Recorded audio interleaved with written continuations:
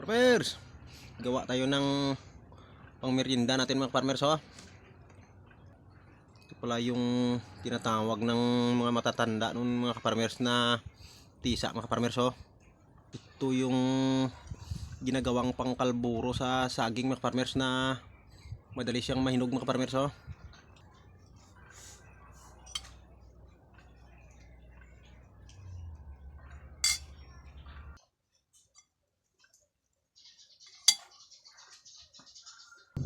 Lagyan natin ng pampatamis mga farmers. Yan.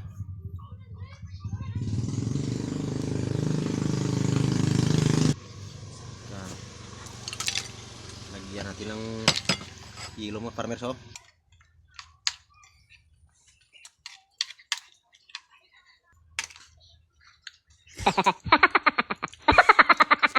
Yummy!